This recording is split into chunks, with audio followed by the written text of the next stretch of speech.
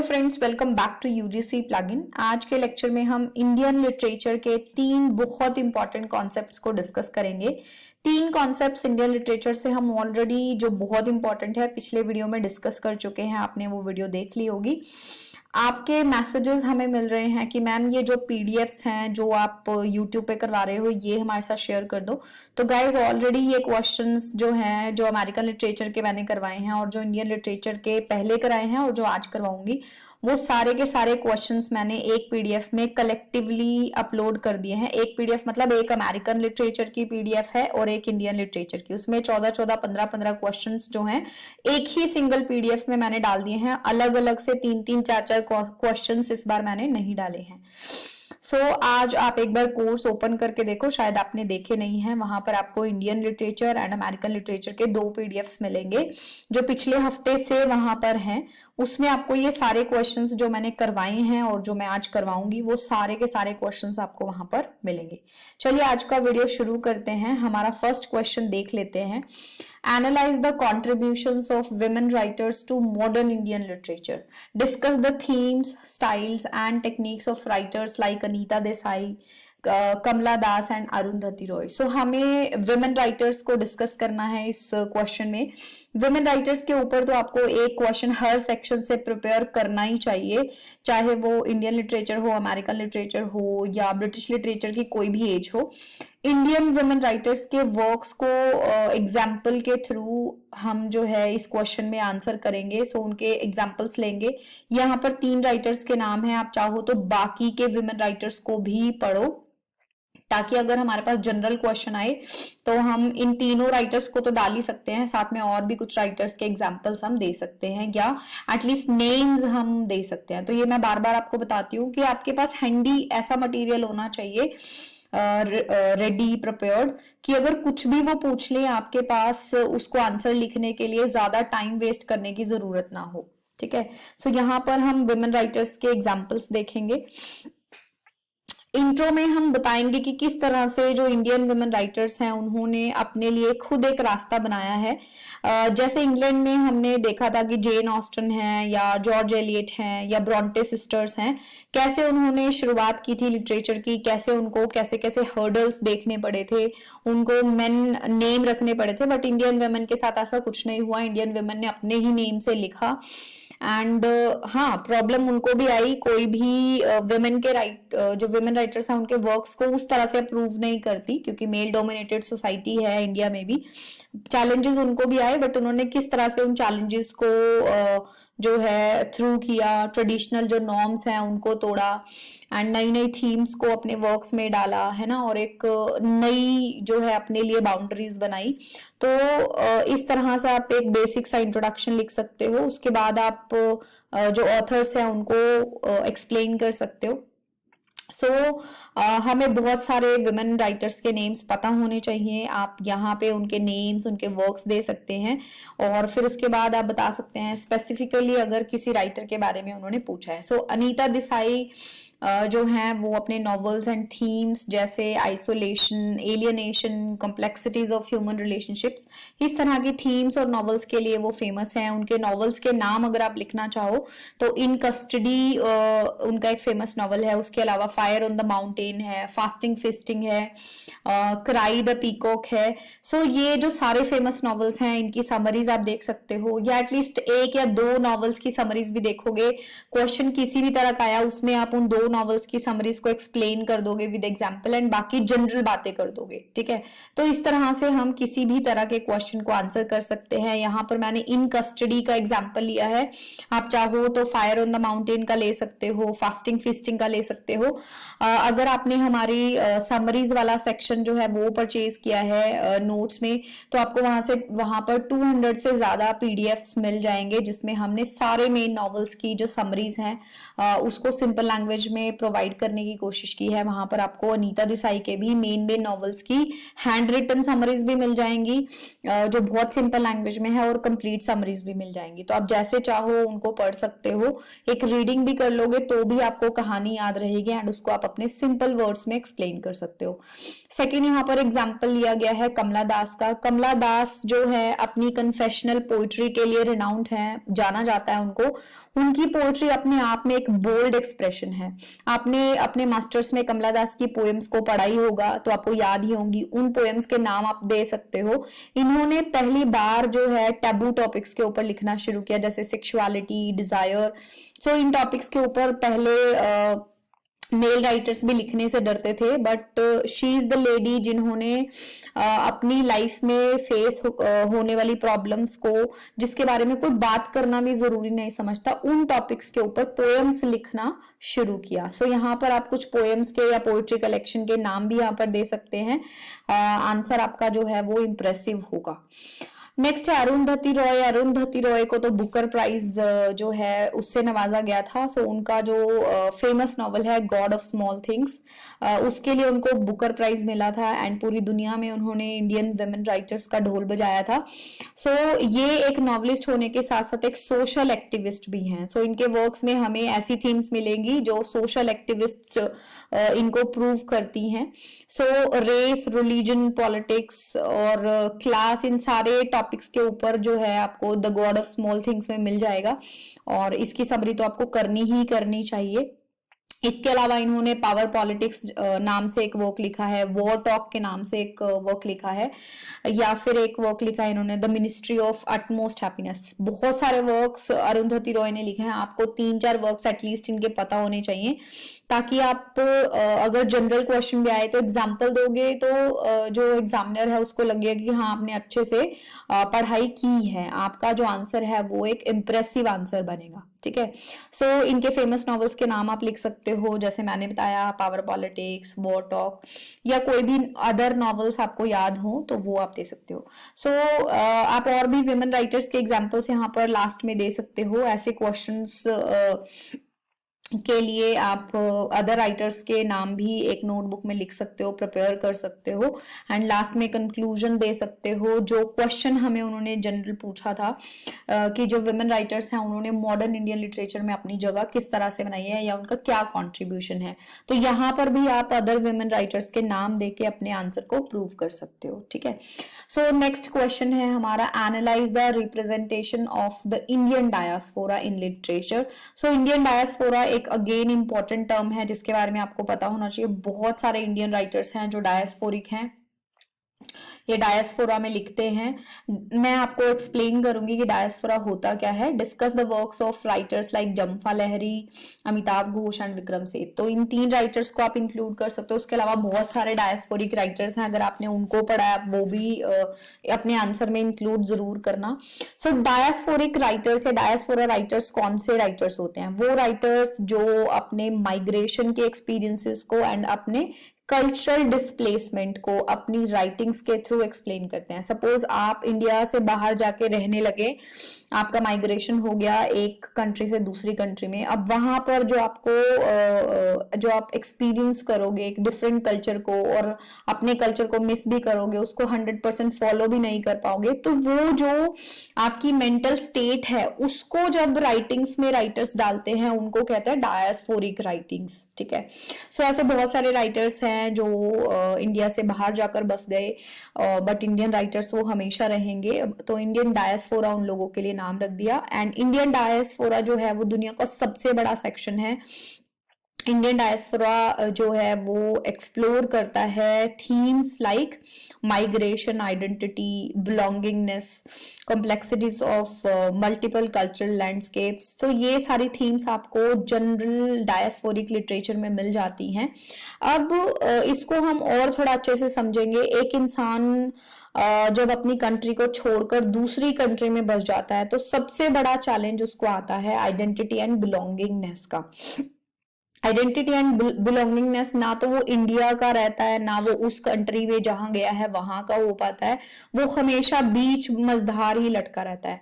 जहां वो गया था और जहां से वो आया है, दोनों ही कल्चर उसके लिए पराये हो जाते हैं। ना वो 100% ये कह सकता है कि भाई मैं इंडियन हूं, मैं पूरा इंडियन कल्चर को फॉलो करूंगा। सपोज कोई अमेरिका गया है, ना वो अमेरिका का हो पाता, क्योंकि इंडियननेस उसके अंदर हमेशा रहेगी ही। तो ये सबसे बड़ा चैलेंज आता है। जैसे यहाँ पर एग्जाम्पल मैंने लिया है जम्फा लहरी के द नेम सेक का। द नेम सेक के ऊपर बहुत ही सुंदर सी मूवी भी बनी है, अगर आपने नहीं देखी है, टाइम लगे तो देख लेना, स्टोरी आपको पूरी क्लियर हो जाएगी। खैर, एक स्टोरी के लिए हम पूरी मूवी के ऊपर 2 घंटे खराब नहीं करेंगे, हम इसको रीड कर लेंगे। सो गोगोल जो है उसका स्ट्रगल इसमें दिखाया है। इसका जो मेन प्रोटैगनिस्ट है उसका नाम है गोगोल, एंड किस तरह से वो इंडियन हेरिटेज, इंडियन कल्चर को भी नहीं फॉलो कर पा रहा है, और अमेरिकन जो आइडेंटिटी है वो भी उसे रास नहीं आती है। तो किस तरह से वो बीच मझधार फंस गया है, वो जम्फा लहरी ने एक्सप्लेन करने की कोशिश की है। सेकंड, अगर आपने इसमें देखा है जो डायस्फोरिक नॉवेल्स हैं, अपने होमलैंड को छोड़ने से जो साइकोलॉजिकल इम्पैक्ट्स आपके दिमाग पर पड़ते हैं, वो डायस्फोरिक लिटरेचर की मेन थीम्स है। आप तो हरियाणा से हैं, अपने आसपास बहुत सारे लोग जो हैं वो बाहर जाकर बस जाते हैं पढ़ाई के बेसिस पे। आजकल यंगस्टर्स बहुत जा रहे हैं। आपने अगर क्लोजली किसी को जाना है, तो मैं तो बहुत सारे लोगों को जानती हूँ, वो जाते हैं बाद में फिर मम्मी मैं आ रहा हूँ घर, मम्मी मैं आ रही हूँ घर, मेरा यहाँ पर मन नहीं लग रहा है। सो वो जो साइकोलॉजिकल इम्पैक्ट्स होते हैं अपनी कंट्री को छोड़ने के, वो डायस्फोरिक लिटरेचर की जो है मेन थीम रहती है। एग्जाम्पल के तौर पर हम अमिताभ घोष का द ग्लास पैलेस का एग्जाम्पल यहाँ पर ले सकते हैं। सो ये एक बड़ी थीम होती है। एंड थर्ड जो थीम होती है वो है कल्चरल हाइब्रिडिटी। अब जब आप दो कल्चर्स को फॉलो कर रहे हो, तो एक डिफरेंट टाइप का लाइफस्टाइल आपका बन जाता है। ना तो आप इंडियन हिसाब से चल पाते हो, ना आप वहां के, तो आप दोनों में से कुछ चीजें जो हैं वो मर्ज करके जो है उसको वो कर देते हो। सो माइग्रेशन से एक नया हाइब्रिड कल्चर का जन्म होता है। आपने बहुत सारी पंजाबी मूवीज में देखा होगा जहां हीरो या हीरोइन जो है दूसरे देश में रहकर भी वहां के कल्चर को भी फॉलो करते हैं, एंड इंडियन कल्चर की भी कुछ चीजों को उसके अंदर मर्ज करके सेलिब्रेट करने की कोशिश करते हैं। सो उसको कहते हैं कल्चरल हाइब्रिडिटी। विक्रम सेठ का ए सूटेबल बॉय इसका एक सही एग्जाम्पल रहेगा, आप इसको एक्सप्लेन कर सकते हो। उसके अलावा आप कुछ और अदर डायस्फोरिक राइटर्स हैं, जैसे सलमान रश्दी हैं, और भी बहुत सारे हैं, उनको अपने क्वेश्चंस में डेफिनेटली इंक्लूड कर सकते हो अगर इंडियन डायस्फोरा के ऊपर आपके पास क्वेश्चन आता है। सो इसको इसी तरह से कंक्लूड कर देंगे कि ये जो है मेन थीम्स हैं। इंडियन कम्युनिटीज जो हैं वर्ल्ड वाइड लोग जाकर बस गए हैं, बहुत सारे रीजन हैं उसके। एक तो जब पार्टीशन हुआ था उस टाइम पे भी लोग इधर उधर हो गए थे, फिर ग्लोबलाइजेशन जो हुआ वो एक मेन रीजन बना। सो पोस्ट कॉलोनियल लिटरेचर का भी यहीं से जन्म होता है, माइग्रेशन या डायस्फोरिक लिटरेचर। ये सारी चीजें कहीं ना कहीं एक दूसरे से मिलती जुलती हैं, तो कंफ्यूज नहीं होना है। मेनली हमें ऐसी ही थीम्स पोस्ट कॉलोनियल लिटरेचर में भी मिलेगी। नेक्स्ट हमारा क्वेश्चन है, explore the theme of migration, identity and history in Salman Rushdie's novels. How does he use magic realism and historical fiction to examine the complexities of post colonial India. So Salman Rushdie भी migration के ऊपर लिखते हैं, identity के ऊपर लिखते हैं, बट साथ ही वो जाने जाते हैं मैजिक रियलिज्म के लिए। सो मैजिक रियलिज्म को एक्सप्लेन करने के लिए उसे समझना बहुत जरूरी है। मैजिक रियलिज्म है क्या? मैजिक रियलिज्म एक स्टाइल है फिक्शन में जहां दुनिया का एक रियल व्यू दिखाया जाएगा, एंड उसमें आपको मैजिकल एलिमेंट्स को जोड़ के एक इस तरह की इमेजरी दिखा दी जाएगी, आपको लगेगा कि अच्छा ऐसा सच में ही हुआ है। सो फिक्शन, हिस्ट्री और मैजिक, इन सब का जो कोलैबोरेशन होता है, कॉम्बिनेशन होता है, उसको हम मैजिक रियलिज्म कहते हैं। एंड सलमान रश्दी इस कला में खूब निपुण है। सलमान रश्दी, जहां पर मैजिक रियलिज्म का नाम आता है वहां हम सलमान रश्दी को याद करते हैं। उन्होंने हिस्टोरिकल फिक्शन को लिया है अपने वर्क्स में, एंड उसमें रियलिज्म, मैजिक को रियलिज्म को नहीं, मैजिक को ब्लेंड कर दिया है, जिसकी वजह से उनके वर्क्स में हमें मोस्टली मैजिक रियलिज्म दिखाई देता है। उसके अलावा हम थीम्स के साथ साथ मैजिक रियलिज्म को भी एक्सप्लेन करेंगे विद एग्जांपल्स। सो 3 नॉवेल्स के एग्जांपल मैंने यहाँ पर रश्दी के लिए हैं।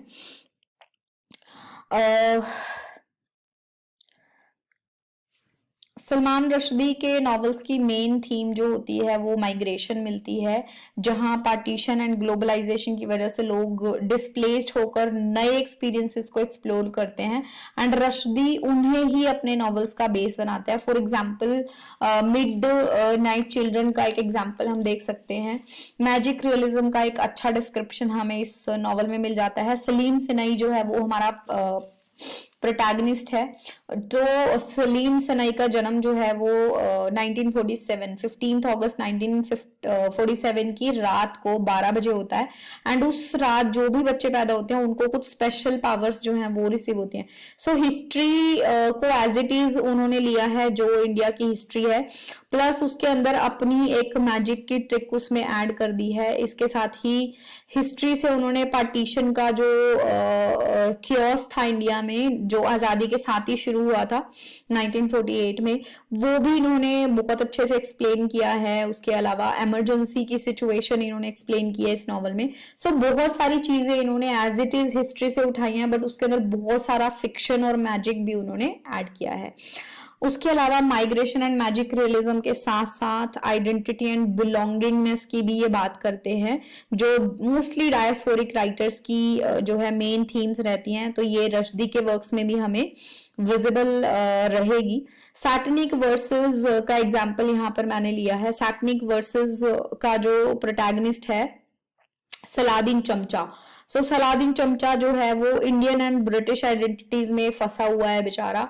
सो ना तो वो कंप्लीटली इंडियन आइडेंटिटी रखता है, ना वो कंप्लीटली ब्रिटिश ही बन पाता है। तो उसके कैरेक्टर का जो ये बीच में झूलता रहता है वो हमें द सैटनिक वर्सेस में मिलता है। सैटनिक वर्सेस बहुत फेमस वर्क है, जिसकी वजह से सलमान रश्दी को बहुत सारी प्रॉब्लम्स भी फेस करनी पड़ी थी।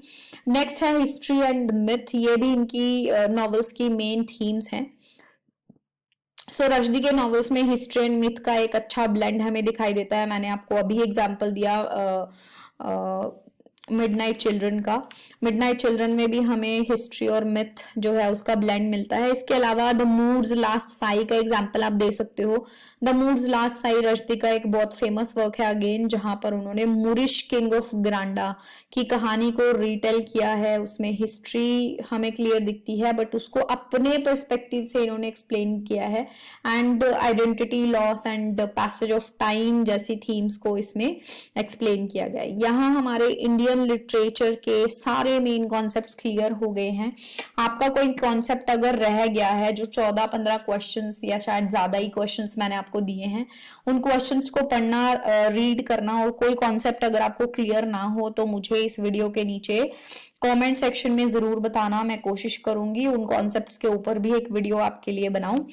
एंड उम्मीद करती हूँ आपकी तैयारी बहुत अच्छी चल रही होगी, ये क्वेश्चंस आपको हेल्प कर रहे होंगे, एंड आपने खुद भी बहुत सारे क्वेश्चंस को प्रैक्टिस किया होगा, क्योंकि इन क्वेश्चंस को रीड करने से आपको लिखना नहीं आएगा, आपकी राइटिंग स्पीड नहीं बढ़ेगी। तो अगेन एंड अगेन मेरी तरफ से ये सलाह आपको रहती है कि डेली 1-2 क्वेश्चन लिख के देखा करो। हमारे पेपर की डेट नहीं आ रही है या हमारे पास टाइम हमें मिल रहा है तो अच्छी बात है। एक बार नौकरी मिली तो ये सारी पढ़ाई वढ़ाई सब छोड़ देंगे हम, है ना, नहीं पढ़ेंगे, फिर टीचर बन जाएंगे, पढ़ाएंगे। तो इस टाइम को एक लास्ट टाइम समझ लो कि मुझे पढ़ना पड़ रहा है, एंड बहुत अच्छे से मेहनत करो, बहुत अच्छे से तैयारी करो। और कोई भी सपोर्ट हमारे एंड से चाहिए हमें प्लीज कमेंट सेक्शन में बताओ। हम पूरी कोशिश करते हैं गाइस, हम भी ह्यूमन बीइंग्स हैं, हम पूरी कोशिश करते हैं कि आप लोगों को वो सारी चीजें हम प्रोवाइड कर सके, बट कई बार जो है बहुत ज्यादा डिमांड्स हो जाती हैं, मैम ये भी क्वेश्चन वो भी क्वेश्चन, तो हम आपको बहुत सारी मेन चीजें करवा रहे हैं, और जो भी क्वेश्चन आपके माइंड में आता है उसके ऊपर आंसर खुद लिख के देखो, फिर कोई प्रॉब्लम आए तो हमारे पास आओ, क्योंकि पका पकाया सारा कुछ मिल जाएगा तो पेपर में बहुत दिक्कत होगी, क्योंकि जब तक खुद आंसर्स नहीं लिख के देखोगे तब तक प्रैक्टिस नहीं होगी, एंड पेपर में वो कुछ भी पूछ सकते हैं। आपको पता इंडिया है, कोई भी फिक्स सिलेबस या पैटर्न नहीं होता यहाँ पर, कभी भी कोई भी कुछ भी पेपर में पूछ लेता है। तो हमें 100% एक फौजी की तरह तैयार रहना है कि बैटल फील्ड में कैसा भी किसी भी तरह का अटैक हो, हम उस अटैक को सह लेंगे एंड उसका पलटवार कर देंगे। ठीक है, सो फिर मिलते हैं अगली वीडियो में। Thank you so much for watching, see you soon and take care, bye bye.